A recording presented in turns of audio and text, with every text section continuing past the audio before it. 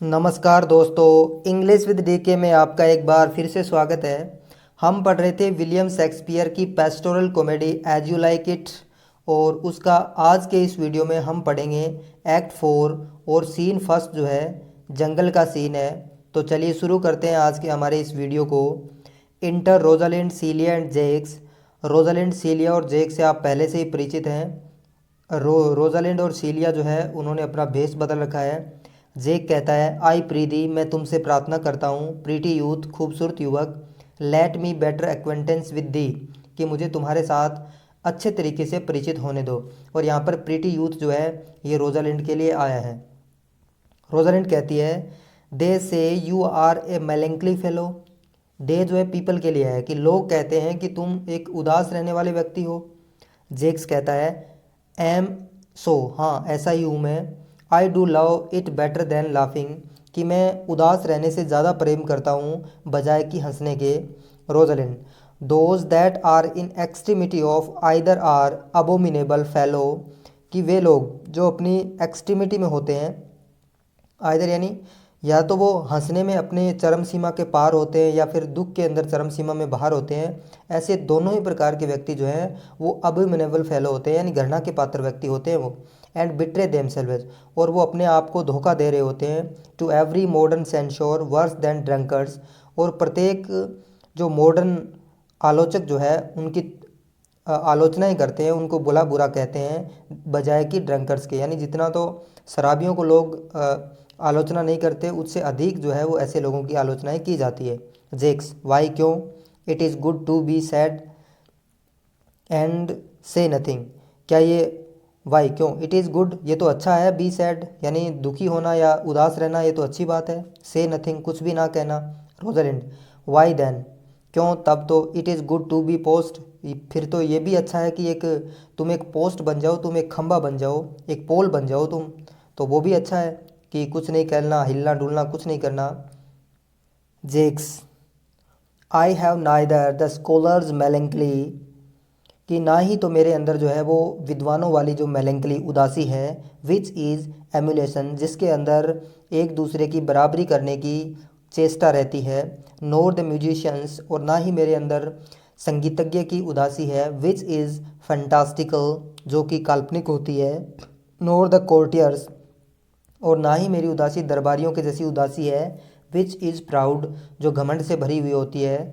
NOR the soldiers, और ना ही सैनिक की उदासी मेरे अंदर है, विच इज़ एम्बिशियस, जिसके अंदर महत्वाकांक्षाएं होती है, महत्वाकांक्षा के अंदर वो उदास रहता है।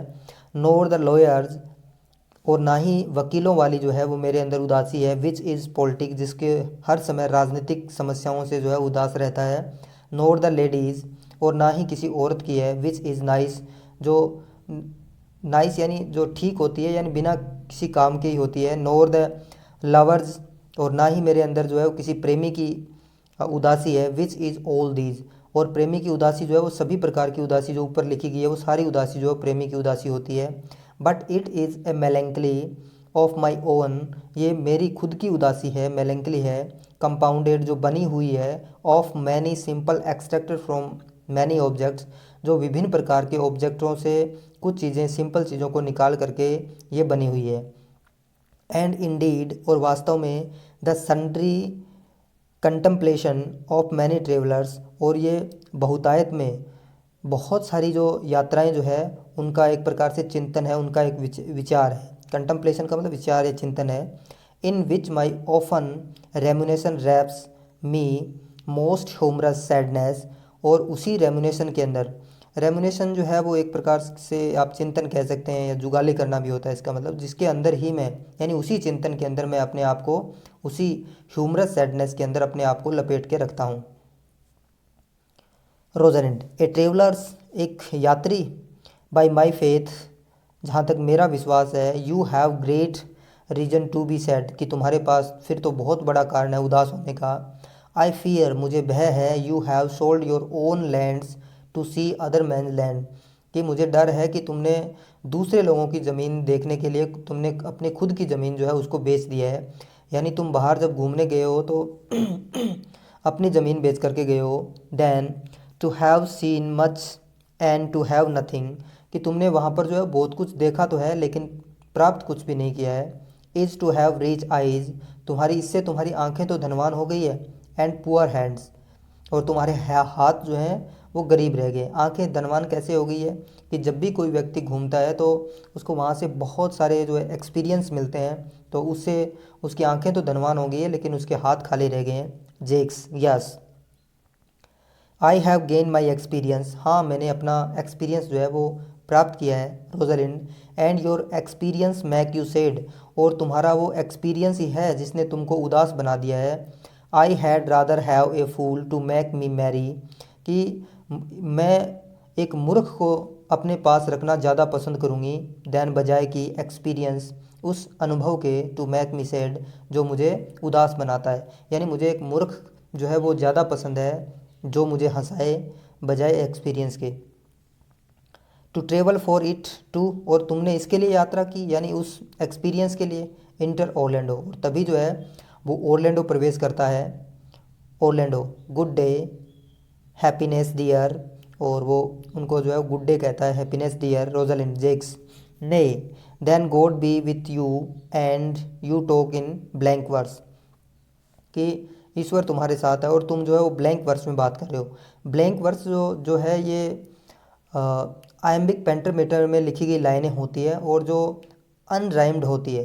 तो यदि आपको पता नहीं है कि मीटर क्या होते हैं, सिलेबल क्या होते हैं, तो इसके ऊपर जो है आपको 3-4 मिनट का एक मेरे चैनल के ऊपर वीडियो बनाया, तो आपको ज़रूर देखना चाहिए। उसको आपको समझ में आ जाएगा कि फुट क्या होता है, फीट क्या होता है, सिलेबल क्या होता है, मीटर क्या होता है। तो वहाँ पर जो है वो पेंटामीटर क्या होते हैं, ये सारी बातें वहाँ पर बताई गई है। तो ब्लैंक वर्स जो है वो आयम्बिक पेंटामीटर में लिखी गई लाइनें होती है जो अनराइम्ड होती है। तो रोजलिंड कहती है, फेयरवेल मोंजियर ट्रेवलर, कि अलविदा श्रीमान यात्री। Look you Lisp and wear strange shoots, कि तुम तो हकलाने वाले लग रहे हो और तुमने जो है अजीब प्रकार के शूट्स पहन रखे हैं।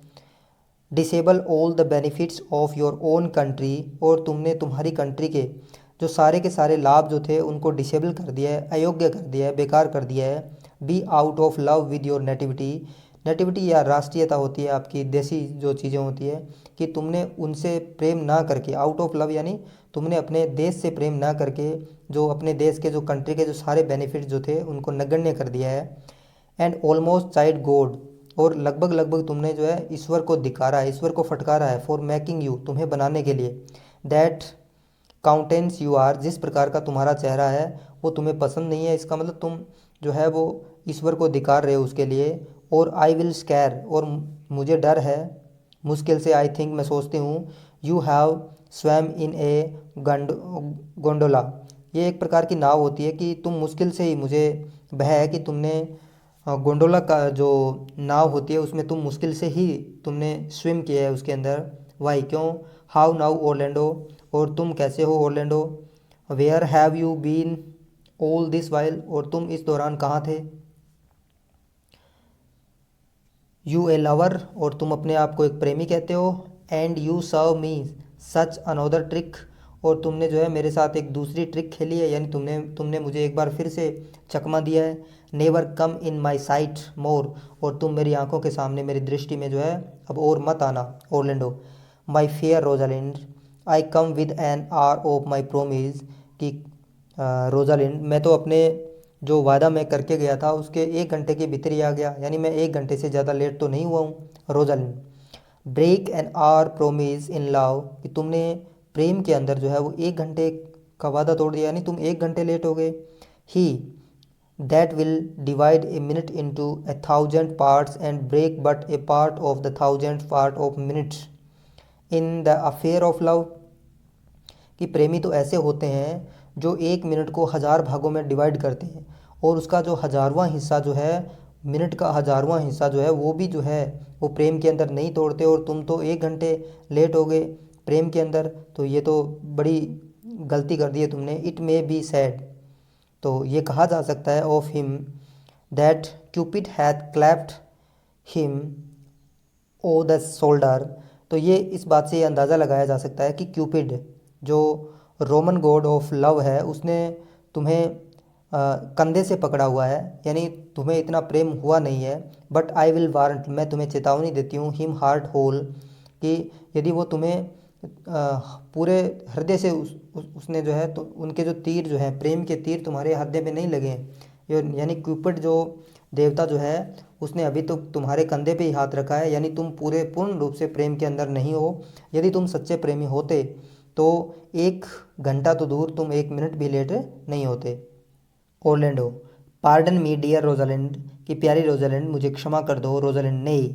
And you be so tardy, और तुम तो बहुत ही धीरे हो, टार्डी का मतलब स्लो होता है।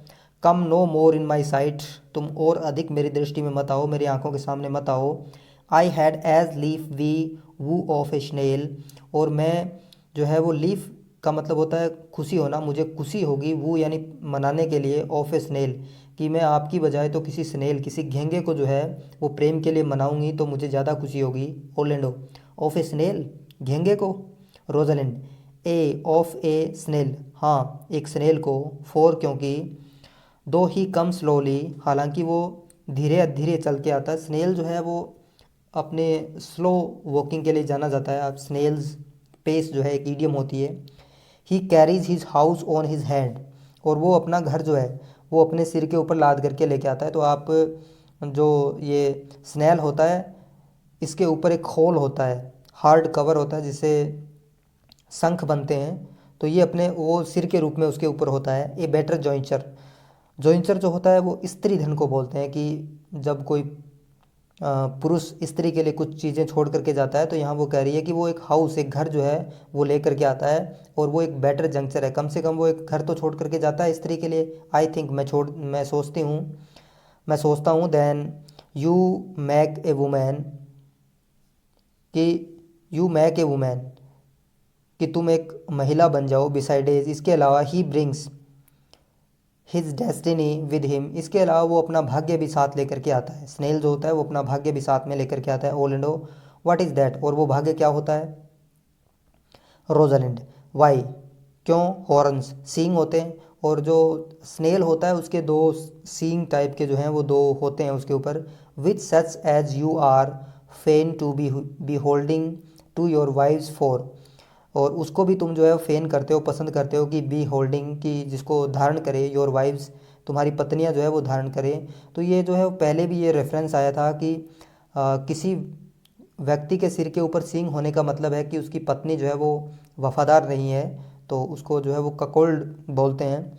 But he come armed in his Fortune and prevent the slender of his wife, और वो तो आर्म्ड लेकर के आता है, वो यानी वो सींग लेकर के आता है, सींग धारण करके आता है फॉर्चून अपने भाग्य के रूप में, and prevent his slender of his wife, और अपनी पत्नी की बदनामी बचा लेता है। क्यों, क्योंकि जिनके पहले से ही सींग है, तो जिन लोगों के सींग होते हैं उनकी पत्नियां बेवफा मानी जाती है, तो स्नेल के तो पहले से ही सींग है, तो इसलिए उसके पत्नी की बदनामी जो है वो नहीं होगी। Orlando, virtue is no horn maker, कि गुण जो होते हैं वो हॉर्न नहीं बनाते, वो सींग नहीं बनाते हैं। And my Rosalind is virtuous, और मेरी रोजालिंड जो है वो तो गुणवान है, तो उसके वजह से तो कोई सींग वाली बात है नहीं, यानी वो तो वफादार है। Rosalind, and I am your Rosalind, और मैं तुम्हारी रोजालिंड हूँ। तभी सीलिया बोलती है, it pleases him to call you so, कि ये उसको प्लीज़ करता है, खुश करता है कि वो तुम्हें ऐसा कहे।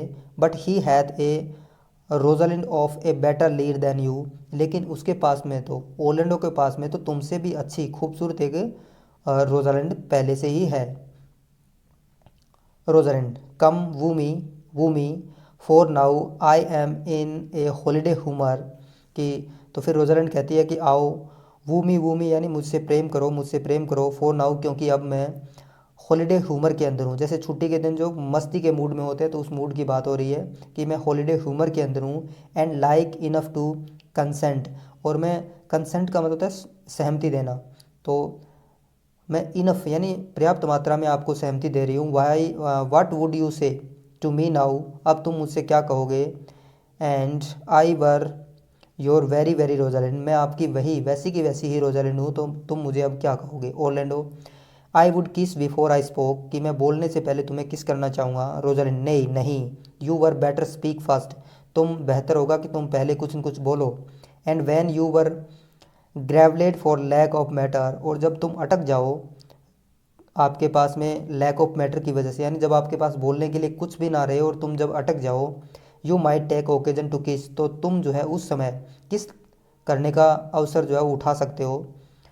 वेरी गुड ओरेटर, ओरेटर होता है बहुत ही अच्छी तरह से बोलने वाले, वक्ता जो होते हैं उसको बोलते हैं वेरी गुड ओरेटर, अच्छे वक्ता। When they are out they will spit, यानी जब जो अच्छे वक्ता जो होते हैं जब वो उनके पास कहने के लिए कुछ नहीं होता है तो वे थूकते हैं।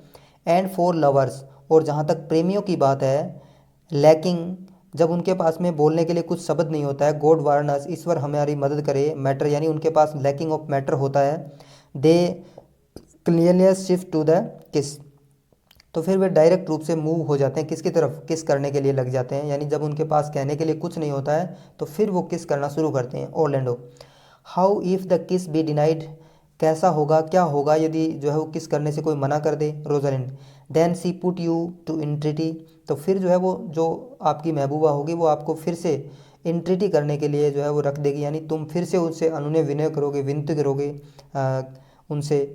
And there begins new matter, और उसके बाद में जब तुम विनती करने के लिए कुछ न कुछ शब्द तो बोलोगे, कुछ न कुछ आपको कहना पड़ेगा, और फिर से तुम्हारे पास एक नया मामला कुछ कहने के लिए तुम्हारे पास फिर से हो जाएगा।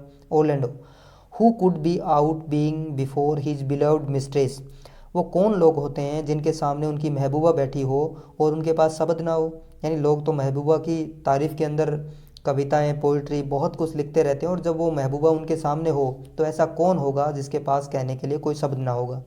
रोजलिंड, मैरी, मदर मैरी की कसम, दैट शुड यू, कि वो तो तुम हो।